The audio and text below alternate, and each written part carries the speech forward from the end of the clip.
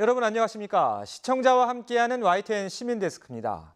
한 주 동안 YTN 프로그램 어떻게 보셨습니까? YTN은 한 달에 한 번 각계각층의 시청자 대표들로 구성된 시청자위원회를 통해 프로그램에 대한 다양한 의견을 듣고 방송 제작에 반영하고 있습니다. 이번 주 시민데스크는 5월 시청자위원회 소식을 준비했습니다. 화면으로 만나보시죠. 지난달 28일 YTN 5월 시청자위원회 정례회의가 열렸습니다. 이번 시청자위원회에선 개편 이후 6개월간 변화된 YTN 보도에 대해 다양한 의견들을 내놨는데요. 특히 정치인 패널의 출연 비중이 높아 다양한 분야의 전문가 섭외가 필요하다는 의견과 함께 지난 4월 첫 선에 보인 변상욱의 뉴스가 있는 저녁에 대해 호평이 이어졌습니다. 프로그램뿐만 아니라 YTN 홈페이지에 대한 조언 등 시청자위원들의 활발한 논의가 있었는데요. 과연 시청자위원들은 개편 후 YTN 보도 프로그램에 대해 어떻게 평가했을까요? 자, 그러면 오늘 순서에 따라서 편성 개편 6개월 평가에 관한 것은 민원연에서 우리 이봉우 의원님께서 민원연에서 모니터한 내용들을 중심으로 발표를 듣고 거기에 첨언을 하거나 또 따로 준비해 오신 내용들의 이야기를 듣도록 하겠습니다. 주로 그 뉴스에 나오시는 뉴스 대담 꼭지에 나오시는 출연자 패널의 어떤 구성이나 그리고 개별 보도 그동안 YTN에서 6개월간 냈던 보도 중에 문제가 있었다고 지적을 받았던 사례, 개별 보도 사례 위주로 말씀을 드리겠습니다.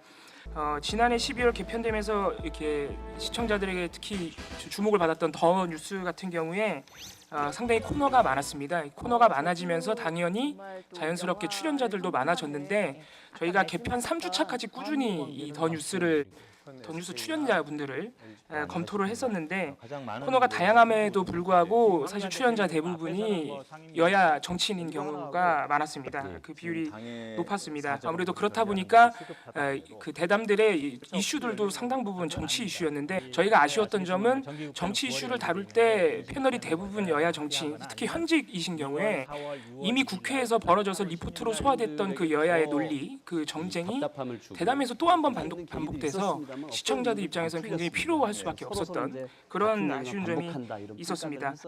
저희가 개편 초창기뿐만 아니고 최근에 3월 6일부터 4월 30일까지 약 2달간 이 시사 대담이라는 장르가 상당히 많은 종편 4사와 이제 뉴스에서 대담 꼭지가 역시 많이 마련되어 있는 YTN 이렇게 5개 방송사의 패널을 전수 분석을 한번 한 적이 있습니다. YTN은 이때 저희가 뉴스나이트, 뉴스앤이슈, 뉴스큐, 더 뉴스 4개의 대담 꼭지의 출연자를 한정했었는데 역시 이때도 YTN 같은 경우에는 이제 정치인 패널이 대담 꼭지에 정치인이 나오시는 경우가 25%로 상당히 많았습니다.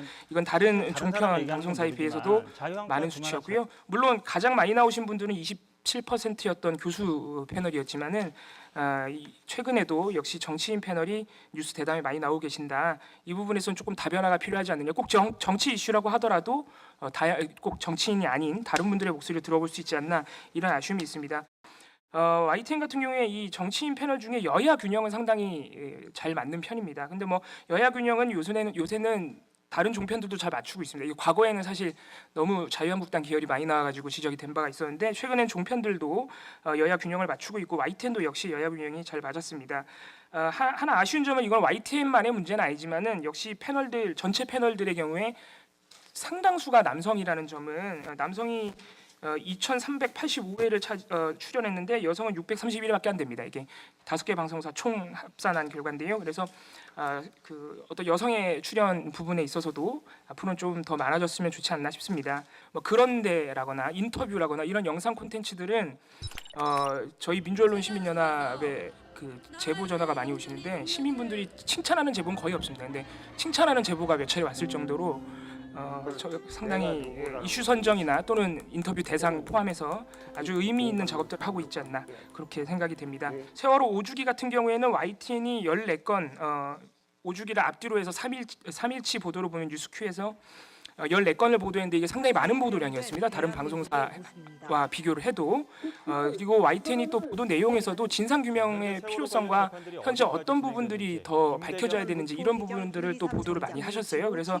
이런 부분은 물론 지상파 3사나 JTBC도 했는데 또 안 한 방송사들도 있습니다. YTN이 이 개편의 어떤 성과 또는 정상화의 성과를 세월호 5주기 때 또 여실히 보여주지 않았나 이런 생각도 했습니다. 또 이제 메인 종합 뉴스 두 가지로 이제 크게 개편을 하셨는데 그 중에 굿모닝 YTN이라고 하는 그런 프로그램을 좀 보면 이종원 앵커가 소개하는 초점 뉴스 인물이라고 하는 코너가 있습니다.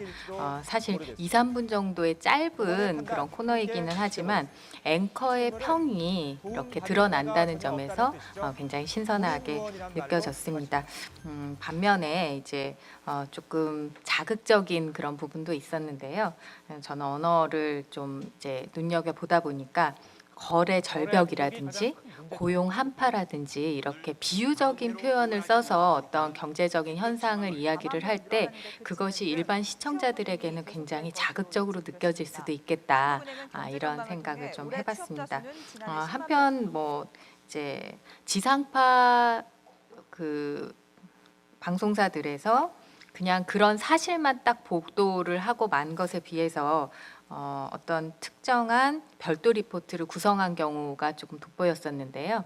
작년 말에 특정 로펌이 압수수색을 당했다라고 하는 이제 그런 이제 상황이 발생을 했을 때 그냥 어떤 변호사가 압수수색을 당했고 어디 소속이다 이렇게 간단하게 보도가 다른 방송사에서 됐다면 YTN에서는 조금 그 로펌을 대상으로 해서 좀 심층적으로 또 알려주셨다는 점 그런 부분은 굉장히 높이 살만한 것 같습니다. 그 제가 봤을 때 너무 이렇게 시각이 그 단기적인 뉴스 또는 자극적인 뉴스에 너무 이렇게 집중하고 있는 것 같은 느낌이 들어서 제가 한 이 두세 달 전에 말씀드렸듯이 앞으로 지금 현재 뭐 예를 들어서 성장률이나 이런 데 뭐 고민을 하면서 이렇게 그걸 디베이트로 이렇게 연결시키는 그런 논평자들보다도 앞으로 우리 경제의 어떤 먹고 살 길을 이제 걱정하는 좀 그런 장기적인 시각을 가진 분들도 같이 좀 초청을 하셔서 이 시청자들이 좀 이렇게 균형적인 시각을 좀 가질 수 있게 만들어 주시면은 더 좋지 않을까. 그래서 논평자에 대한 좀 추가적인 투자가 좀 더 필요하겠다라는 생각을 했고요. 다양성과 관련된 문제인데 제가 처음 봤을 때 이제 국제 경제 뉴스를 조금 더 심층적으로 전달할 수 있는 그런 역량을 강화하는 프로그램을 YTN 내에서 좀 가동을 시켜서 이게 뭔가 성과를 좀 보였으면 좋겠다라는 그런 취지로 말씀드린 적이 있는데 여전히 그런 부분에서는 좀 부족하고 그냥 단신을 잘 전달하는 그 역할에서 아직은 크게 벗어나지 못한 상태가 아닌가 싶어서 그런 부분에서도 앞으로의 또 6개월간의 좀 진도를 한번 좀 더 살펴보겠습니다. 그래도 이제 화제성이나 대표성은 어느 정도 좀 진전이 이렇게 많이 있었다고 저는 생각이 됩니다. 뉴스가 있는 저녁도 이제 좀 호평을 받고 있고 또 돌발 영상이 부활한 점이나 또 그동안 이제 몇 건 이렇게 단독 보도도 눈에 띄는 단독 보도가 있었고 또 하노이에서 그 북미 회담에 그 보도도 호평을 받았죠. 그래서 저는 이런 점들은 이제 진전이 있었다고 생각을 하는데 젊은 층에게 이렇게 어필이 될 만한 그런 점들은 아직도 좀 더 필요하다라는 생각이 들고요. 아무래도 이제 이런 영역은 문화 방면으로 접근을 해야 될 텐데 한현민 군 인터뷰 이후에 딱히 이렇게 이런 면에서 이렇게 꼽을 만한 뭔가가 좀 없었던 것 같은 그런 생각이 들고요. 그리고 제가 이 돌발 영상이 이제 부활하고 이거 이런 점은 참 많은 사람들이 반기는 일이었는데 요즘 돌발 영상을 보면 이제 예전에 그 돌발성이 이렇게 딱 느껴지지 않아서 또 돌발 영상과 비슷한 성격의 콘텐츠들이 많아지다 보니까 돌발 뉴스가 좀 이렇게 어정쩡해진 것 같은 이런 좀 아쉬운 생각이 듭니다. 그래서 돌발 뉴스의 이제 앞으로를 좀 이렇게 고민해 봐야 되지 않을까 이런 생각이 들고요. 지금도 이 새로운 시도들이 굉장히 두드러지고 평이 이렇게 드러난다는 점에서 너무 희화하는 언어들을 이렇게 봐지지가 않는 프로그램이다. 뉴스라는 것이 주제가 하나이지 않기 때문에 시민 그리고 시청자로서의 당부의 말씀을 드리고요.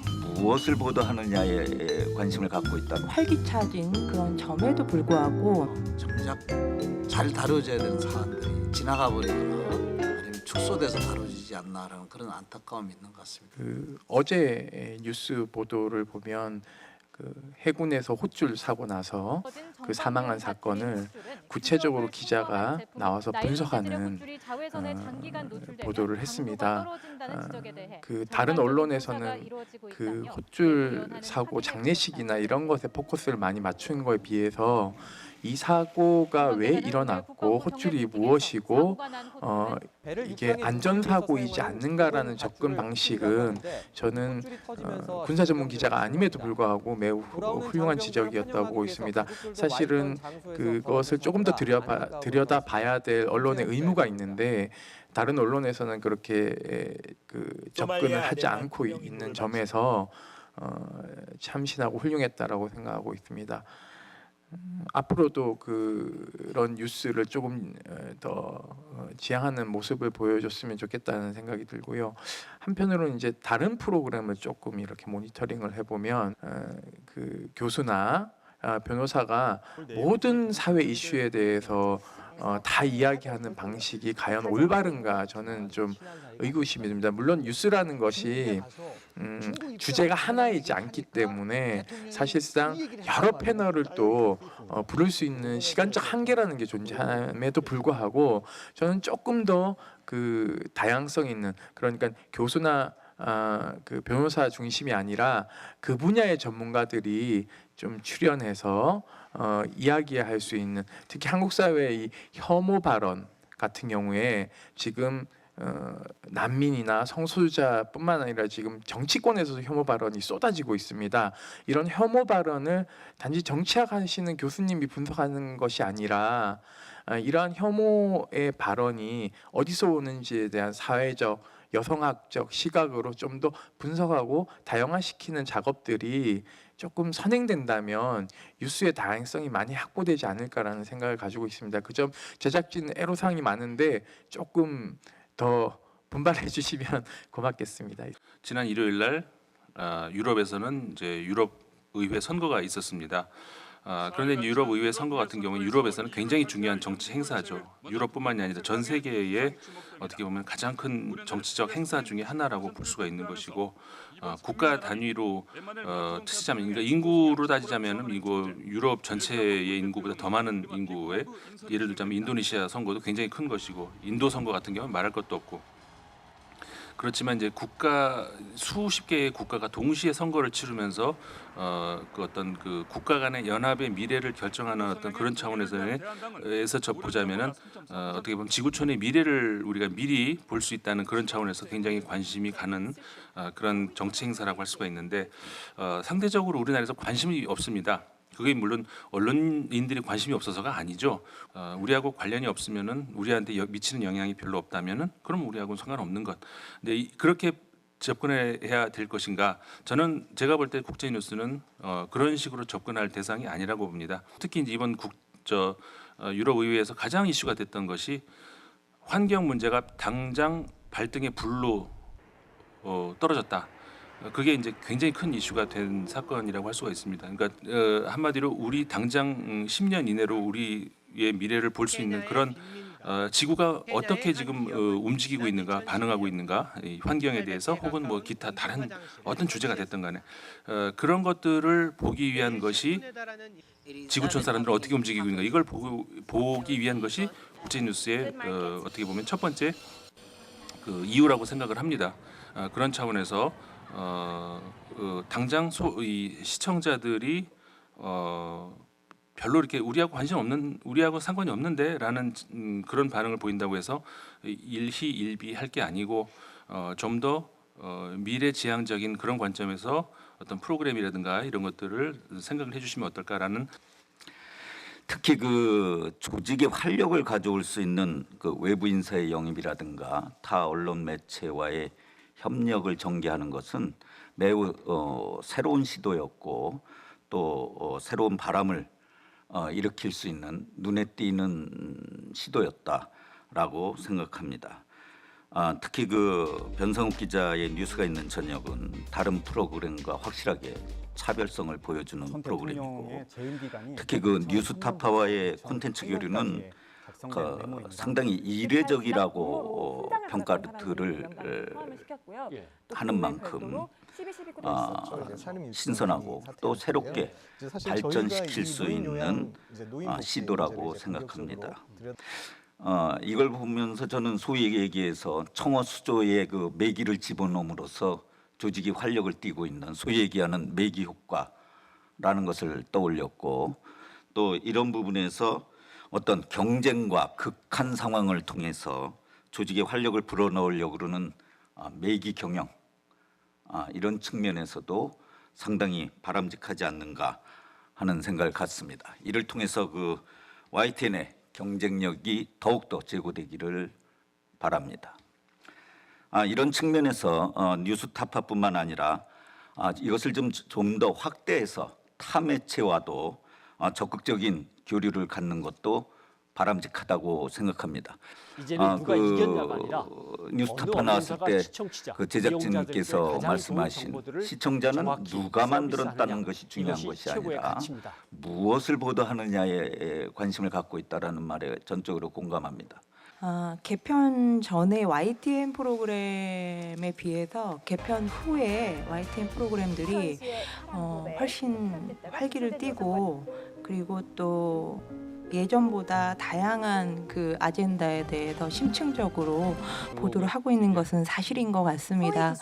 그리고 굉장히 저도 그 전에 개편 전에 사실 제가 주변에서 YTN 보도를 인용을 받는 경우가 많지 않았는데 이후에는 굉장히 많이 인용을 받고 있고, 또 돌발 영상 같은 경우에는 그 해당 영상물 자체를 돌려보는 일도 굉장히 많아서 제가 직접 제작을 하고 있지 않음에도 불구하고 굉장히 흐뭇한 마음을 지우지 않을 수 없습니다. 다만 제가 한 가지 지적을 하고 싶은 부분은 YTN 뉴스가 갖고 있는 이런 활기차진 그런 점에도 불구하고 사회적 아젠다라든지 중요한 이슈들을 끌고 가는 힘은 굉장히 부족한 것이 아닌가라는 아쉬움을 지울 수가 없습니다. 최근에 제가 그 월드와이드 미투라고 전 세계 미투 사례를 그 발표하는 걸 준비하면서 한국에서의 저널리즘에 대해서 분석을 좀 한 바가 있었는데, 한국의 경우에 미투가 그나마 사회적 운동으로 안착하게 된데 특정 방송사의 역할에 대해서 대부분의 여성학계에서 굉장히 긍정적인 평가를 하고 있었습니다. 집요하게 접근했을 뿐만 아니라 그 이슈를 계속 끌고 가는 데 있어서 적극적이고 의도적인 노력을 했다라는 것이 그 방송 프로그램의 질과 양을 분석하는 점에서 명백히 드러난 바가 있었습니다.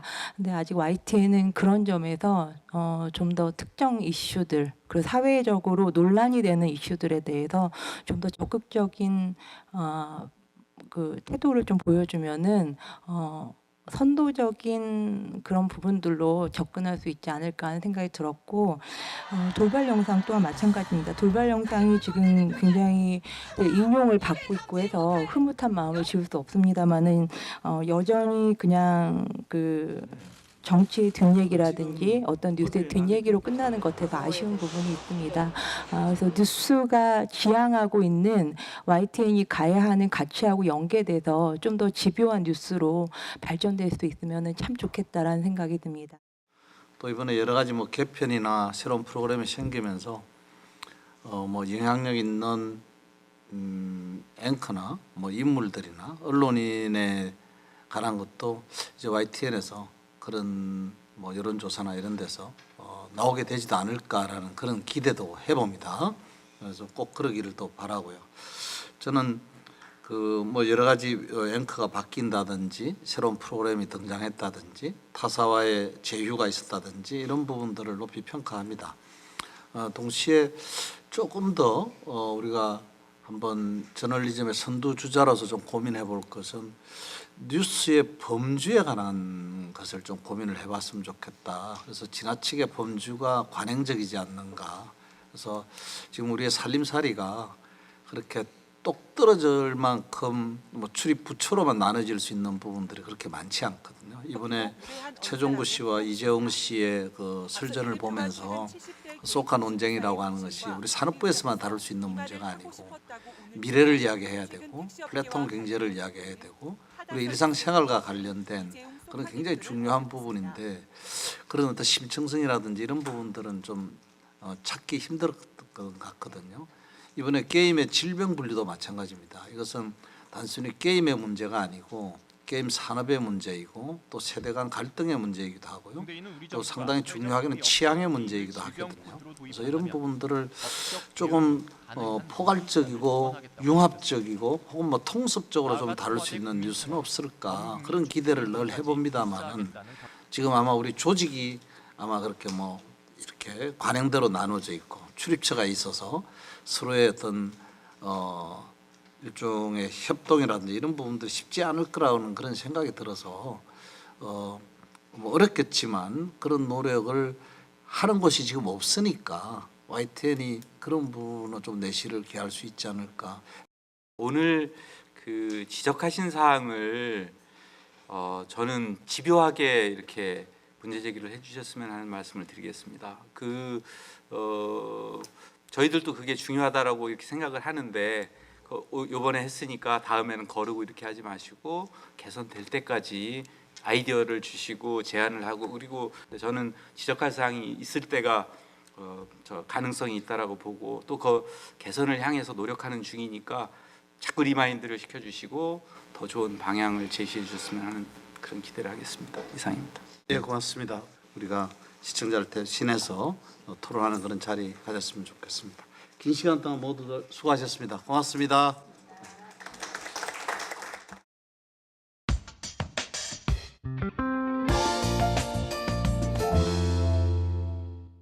YTN DMB 프로그램을 평가하는 내가 본 DMB 시간입니다. 이번 주는 강원도 영월의 아름다운 풍경과 먹을거리를 소개한 구석구석 코리아에 대해 의견 들어봤습니다.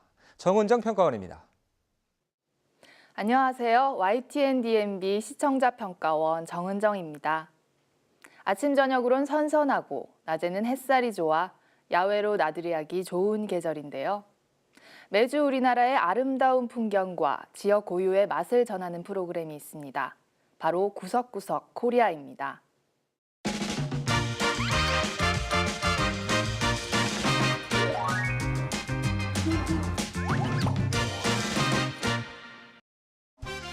구석구석 코리아 오늘의 여행지는 어디? 푸른 하늘 맑은 물 여기는 바로 영월입니다.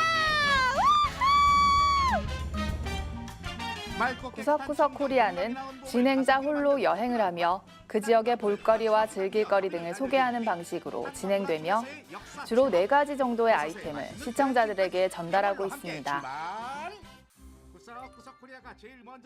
진행자가 한국말을 잘하는 외국인이라는 점은 어느 곳이나 처음 가보는 여행자의 느낌을 잘 전달하기에 좋아 보입니다. 또한 혼자 떠난 여행이지만 그 지역 사람들과 스스럼 없이 어울리는 모습과 밝고 명랑한 기운 덕분에 프로그램 자체가 활기차게 느껴집니다. 네, 안녕하세요. 안녕하세요. 강 안에서 뭐 하세요? 도깨비 잡아요. 도깨비가요? 도깨비가 물 밑에 있다고요? 맛깔스러운 한입 쏙. 어때요? 아이고 심사숙. 베리굿. 구석구석 코리아에서 특히 많이 볼 수 있는 모습 중 하나는 찾아간 지역의 풍경을 화면 가득 담은 시원한 영상입니다. 하늘 위에서 내려다 보이는 여행지의 풍광은 시청자들이 경험하기 어려운 색다른 시야를 보여주고 있어 여행지가 생소한 시청자들은 물론 그 지역을 이미 다녀온 시청자들에게도 새로운 아름다움을 감상할 수 있는 기회를 제공하고 있습니다. 달리니까 너무 멋있고 와, 이 공기도 시원하고 진짜 최고입니다, 최고! 이번 강원도 영월편은 동강에서 다슬기를 잡고 수륙 양용차를 타며 스릴을 만끽한 뒤 탄광 문화촌에서 영월의 옛 모습을 살펴보고 버섯 농장에서 식사를 하는 일정으로 짜여 있었습니다. 여행에서 필요한 체험과 볼거리, 먹을거리를 두루 갖춘 구성이었지만 여행지의 특성과 보다 더 밀접하게 연관되도록 구성했으면 어땠을까 하는 아쉬움도 남습니다. 다슬기나 버섯, 수륙 양용차, 탄광 문화촌 등의 소재들이 강원도 영월의 문화와 역사, 환경과 가지는 연관성을 시청자들에게 간략하게나마 소개해줬다면 보다 풍부한 여행 경험을 제공할 수 있었으리라 여겨집니다. 아이, 그건 왜 메고 오는겨? 와, 잊혀져가는 옛 기억을 되살릴 수 있는 곳이 있습니다. 갑자기 과거로 빨려 들어간 듯 두 눈을 의심하게 되는 곳. 어서 와, 이런 과거 여행은 처음이지. 뭐가 있어요? 아, 보물이 있어요. 뭐예요? 예, 아주 귀한 보물. 진짜요?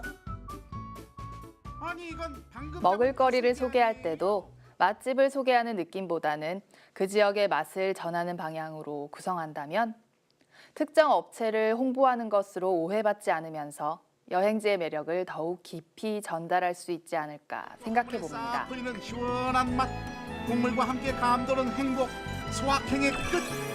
심지어 버섯이 무한 리필이란 사실. 이보다 더 바랄 것 없는 행복 속에 싹싹 아주 깨끗하게 비웠답니다. 우리나라의 곳곳을 힘차게 누비며 사람들의 발길을 붙잡을 만한 곳들을 소개하는 구석구석 코리아를 통해 시청자들의 간접적인 여행 경험도 더욱 풍성해지길 기대해 봅니다. 시민데스크는 시청자와 함께 만들어갑니다. 한 주간 보도와 프로그램에 관한 다양한 의견들 YTN 홈페이지나 모바일 앱을 통해 받고 있습니다. YTN은 시청자 여러분의 의견을 귀담아 듣고 답하겠습니다. 시민데스크 저는 다음 주 더 알찬 소식으로 찾아뵙겠습니다. 고맙습니다.